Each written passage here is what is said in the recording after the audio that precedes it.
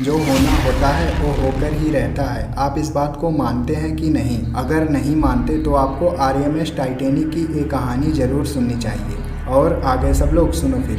RMS Titanic अपने समय का एक ऐसा विशाल जहाज जिसे बनाने वालों का ये दावा था कि ये अनसिंकेबल जहाज है, यानी कि कभी ना डूबने वाला जहाज, लेकिन वो अपने पहले ही यात्रा में डूब जाता है। टाइटैनिक जहाज की कहानी शुरू होती है ब्रिटिश सरकार से। ब्रिटिश सरकार जिनका यह सपना था कि हमारे पास कोई ऐसा जहाज होना चाहिए जो इस सदी का सबसे बड़ा जहाज बने, जो समुद्र के अंदर एक महल की फीलिंग दे। और इसी सपने को पूरा करने के लिए ब्रिटिश सरकार ने व्हाइट स्टार लाइन कंपनी को एक प्रोजेक्ट दिया जो कि एक महल जैसे दिखने वाले शिप का था। व्हाइट स्टार लाइन कंपनी अपने 1500 इंजीनियर की टीम के साथ इस प्रोजेक्ट को 3 साल में बनाकर कंप्लीट करती है और इसका नाम रखा जाता है आरएमएस टाइटैनिक। इसे बनाने वाले लोगों का दावा था कि ये कभी ना डूबने वाला जहाज है, क्योंकि इसे 16 अलग अलग कंपार्टमेंट में बनाया गया था और यही खूबी इसे अनसिंकेबल बनाती थी, क्योंकि अगर आगे के 4 कंपार्टमेंट में पानी भी भरा जाए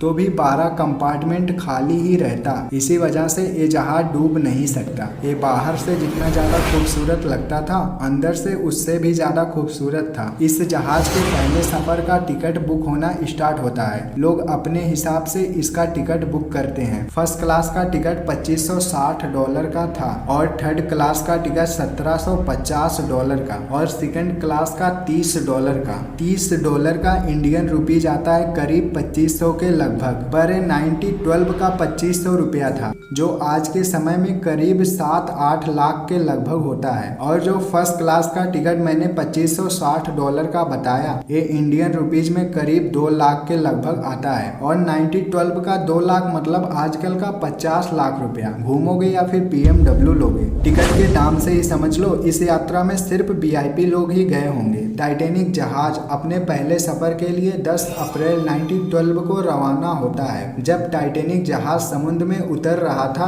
तब इसे देखने के लिए करीब 1 लाख लोग वहां पर आए थे, जिसमें से कुछ लोग टिकट बुक करने में लेट हो गए थे, पर इत्तेफाक से वही लोग भाग्यशाली थे। आरएमएस टाइटैनिक को इंग्लैंड के साउथम्पटन बंदरगाह से अमेरिका के लिए रवाना किया गया 10 अप्रैल 1912। जिस दिन टाइटैनिक को रवाना किया गया उसके दूसरे दिन से ही टाइटैनिक को ले जा रहे कैप्टन एडवर्ड स्मिथ को चेतावनी मिलना स्टार्ट हो जाता है। दूसरे शिप से एडवर्ड स्मिथ को चेतावनी आता है कि जिस रास्ते से तुम जा रहे हो वहां पर बड़े बड़े हिमशिला हैं, जितना कम स्पीड हो सके उतना कम स्पीड से जाओ। लेकिन एडवर्ड स्मिथ ने इस बात को इग्नोर किया, क्योंकि सबके अंदर यही विश्वास था कि ये जहाज कभी नहीं डूब सकता। लेकिन इसी विश्वास ने 1500 लोगों की जान ले ली। 12 अप्रैल टाइटैनिक को रवाना हुए 2 दिन हो चुके थे और इन 2 दिनों के अंदर में कैप्टन को कम से कम 6 बार चेतावनी मिल चुकी थी कि जहाज को धीमा चलाओ, आगे बहुत सारे हिमशिला हैं। लेकिन 6 बार चेतावनी आने के बाद भी कैप्टन ने जहाज के स्पीड को धीमा नहीं किया। 14 अप्रैल इन 4 दिनों के अंदर में कैप्टन को बहुत सारी चेतावनी मिल चुकी थी, लेकिन कैप्टन ने एक भी ध्यान नहीं दिया और 400 किलोमीटर प्रति आवर की स्पीड से जहाज को चलाते रहे। पहले के समय में जो जहाज होता था उसमें एक क्रॉस नेस्ट एरिया होता था, जिसमें एक जन को बैठाया जाता था जो निगरानी करता था कि जहाज के आगे कोई चीज ना आ जाए। 14 अप्रैल की उस रात को फेडरिक फ्लीट नाम के बंदे की ड्यूटी थी। वो रात भी कुछ अजीब थी, क्योंकि उस रात आसमान में चांद दिखाई नहीं दे रहा था। इसी वजह से समुद्र में और भी अंधेरा था। फेडरिक फ्लीट ऊपर निगरानी के लिए बैठे तो थे, पर उन्हें कुछ साफ दिखाई नहीं दे रहा था, क्योंकि टेम्परेचर बहुत कम था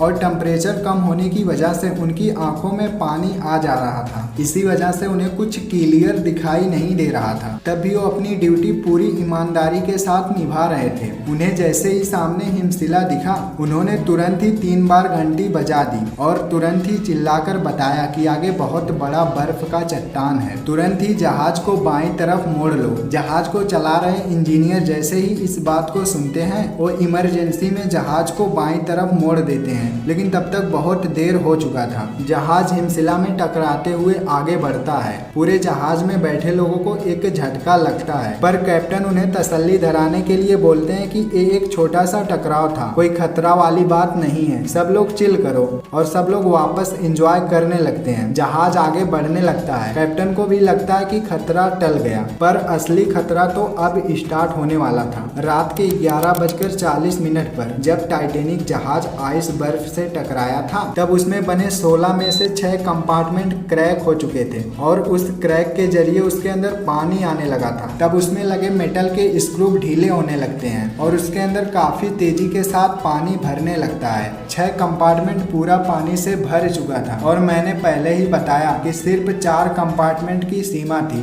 4 कंपार्टमेंट भर जाए तब तक जहाज आराम से चलेगा, पर यहाँ पर सीमा पार हो चुकी थी। अब धीरे धीरे पानी ऊपर आने लगा। तब कैप्टन एडवर्ड स्मिथ को लगा कि अब जहाज डूब जाएगा। उन्होंने तुरंत senior radio operator Jack Phillips से रेडियो सिग्नल छोड़ने के लिए कहा। जैक फिलिप्स लगातार रेडियो सिग्नल छोड़ने लगते हैं। उन्हें विश्वास था कि कोई ना कोई जहाज हमारा सिग्नल सुनेगा। 12:20 मिनट लगातार सिग्नल छोड़ने के बाद एक कारपेथिया नाम के जहाज को उनका सिग्नल मिला। तब उन्होंने रेडियो के जरिए आपस में बात की। जैक फिलिप्स ने कहा कि हमारा शिप डूब रहा है, आप तुरंत मदद के लिए आ जाओ। कारपेथिया जहाज के कैप्टन ने तुरंत उनकी मदद के लिए अपने शिप को टाइटेनिक की तरफ मोड़ दिया। पर सबसे बुरी बात ये थी कि उस वक्त कारपेथिया जहाज वहां से 107 किलोमीटर दूर था। अगर वो उस जहाज के टॉप स्पीड से भी आते तो भी उन्हें 3 घंटे का समय लगता, लेकिन तब भी उन दोनों जहाज के कैप्टन को लगा कि ये पर्याप्त समय है, क्योंकि उन्हें पता था कि इतना बड़ा जहाज इतनी जल्दी नहीं डूबेगा। क्योंकि कोई भी जहाज जब डूबता है तो अगर वो छोटा जहाज है तो भी 2-3 घंटे आराम से लग जाते हैं, और टाइटेनिक जैसे बड़े जहाज 2-3 घंटे में डूब नहीं सकते।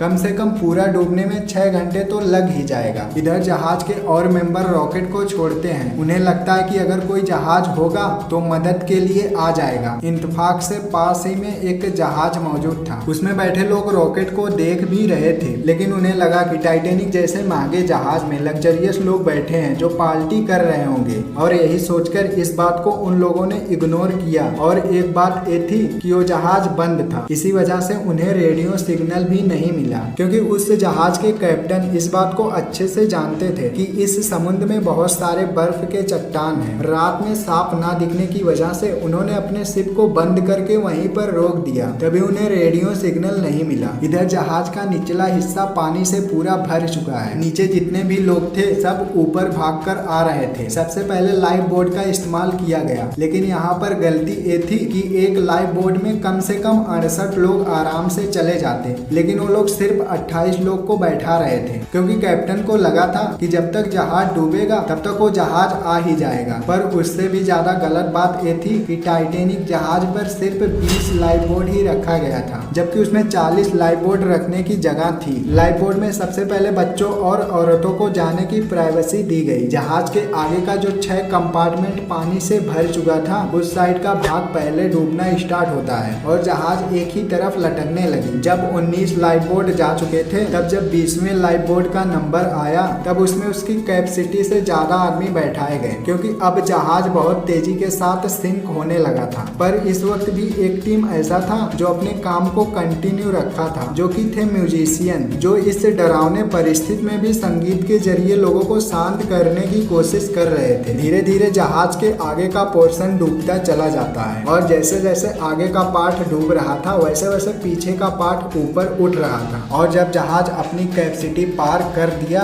तब जहाज बीच से टूट गया, और जैसे ही जहाज बीच से टूटा तो उसके डूबने की गति और भी तेज हो गई। मतलब अगर वो 4 घंटे में डूबता तो अब वो 1.5 घंटे में ही डूब जाएगा। तब कैप्टन को लगा कि अब जितने भी लोग हैं उन्हें बचा पाना मुश्किल है। कैप्टन को अपने ऊपर पछतावा भी होता है जो वो लाइफ बोट को खाली भेज रहे थे, क्योंकि अगर वो पूरे लाइफ बोट में आदमियों को भर कर भेजते तो कम से कम 1300 से भी ज्यादा आदमी पार हो जाते, लेकिन उनकी लापरवाही की वजह से सिर्फ 700 आदमी ही पार हो पाए। अभी भी टाइटेनिक जहाज पर करीब 1500 के लगभग लोग थे, जिनके बचने की अब कोई उम्मीद नहीं थी। उसमें बचे लोगों को लगा कि अब जहाज कुछ ही पलों में डूब जाएगा। तब उसमें मौजूद लोग लोग लाइफ जैकेट को पहनकर समुद्र में कूद जाते हैं, पर समुद्र में कूदना भी उनके लिए मौत में कूदने के बराबर था। समुद्र के पानी का टेम्परेचर -2 डिग्री सेल्सियस था। -2 डिग्री सेल्सियस ठंडे पानी में अगर कोई इंसान कूद जाए तो वो सिर्फ 20 मिनट तक जीवित रह सकता है। जितने भी लोग समुद्र में कूदे सब सिर्फ 20 मिनट के अंदर में मर गए। रात के 2:20 पर टाइटैनिक जहाज पूरा समुद्र में समा गया। करीब 3 बजे कारपेथिया जहाज टाइटैनिक के लोकेशन पर पहुंचता है, लेकिन वहां उन्हें सिर्फ लाश तैरती हुई मिलती है। ये समुद्र के अंदर की सबसे बड़ी घटना है, जिसमें 1500 से भी ज्यादा लोगों की जान गई। जो लोग लाइफ बोर्ड में बचकर वापस आए थे वो उस पल को बयां नहीं कर पा रहे थे। जब आइस बर्फ से टकराने का मेन वजह पता किया गया तो पता चला कि टाइटैनिक का स्पीड बहुत तेज था। कैप्टन एडवर्ड स्मिथ का कहना था, टाइटैनिक जहाज के मालिक जे ब्रूस